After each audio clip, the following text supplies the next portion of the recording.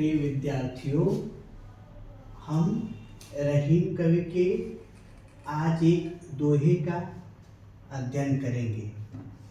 क्या कहते हैं रहीम कवि?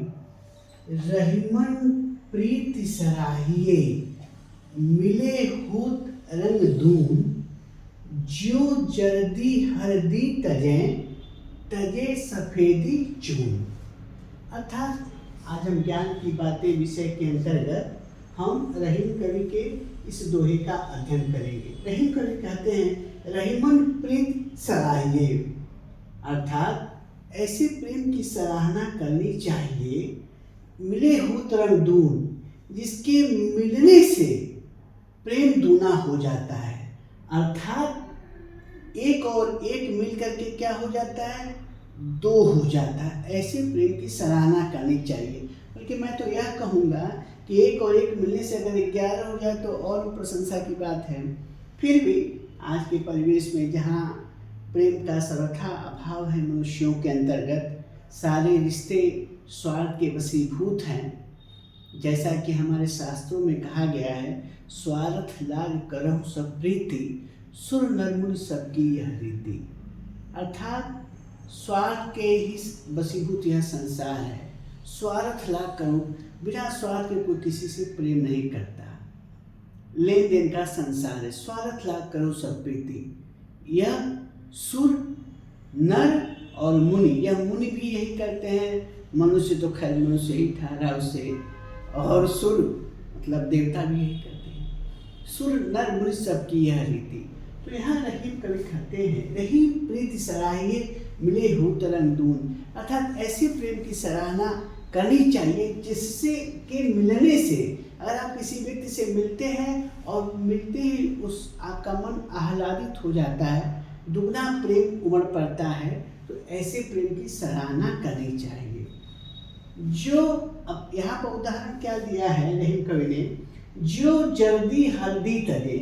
यहाँ जर्दी से मतलब ये होता है कि हल्दी का रंग पीला होता है, तो यहाँ जर्दी कहते हैं पीलेपन को, हल्दी के रंग पीलेपन को जर्दी कहते हैं। जो जर्दी हल्दी तजे, जिस प्रकार से हल्दी जो है अपने पीले रंग को त्याग कर करके, छोड़ करके, तजे सफेदी चून, और चूना जो होता है सफेद रंग का होता है, तो वह भी अपना रंग जो सफेदी होता है उसको छोड़ देता है।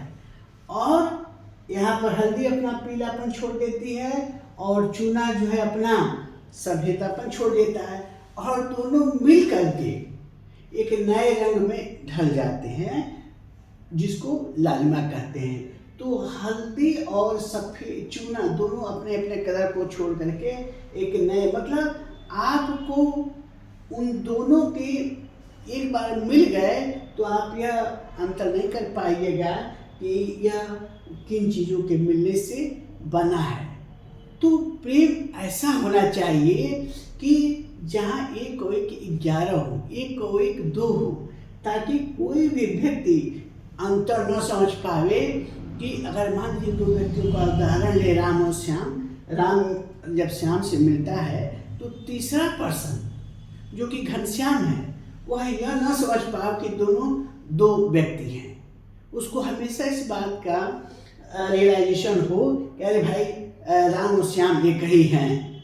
हाँ, अगर जो है अगर राम से कोई बात कहेंगे तो श्याम को बुरा लग जाएगा, और श्याम को यह अवस्था आनी ही नहीं चाहिए। दोनों के बीच इतने प्रगाढ़ संबंध होने चाहिए कि किसी तीसरे व्यक्ति को देखने से राम और श्याम के बीच अंतर न पता जाए।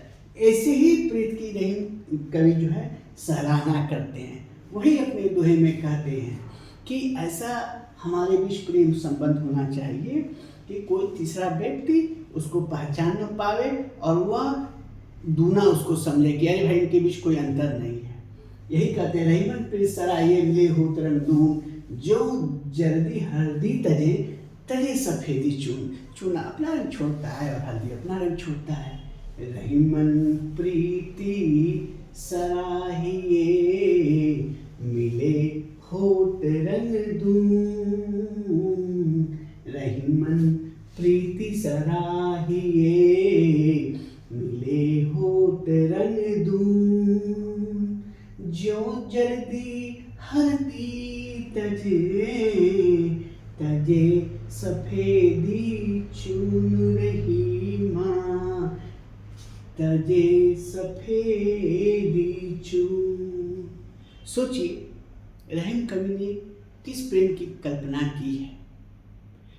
वर्तमान में ये तो सब आदर्शों की बातें हैं, व्यवहारिक रूप से ये सब संभव नहीं है, फिर भी ज्ञान होना चाहिए। हमारे जो महापुरुषों ने, हमारे पूर्वजों ने जो हम लोगों के लिए अपनी ख्याति, अपनी विरासत, ताकि जब मनुष्य भटकाव की स्थिति में हो, उसको कोई मार्ग न समझ में आवे, तो इन महापुरुषों के द्वारा कई बातों को हम लोग पढ़ करके, समझ करके, उनके द्वारा जो ज्ञान हमको दिया गया, अपने आप को संभाल सकते हैं।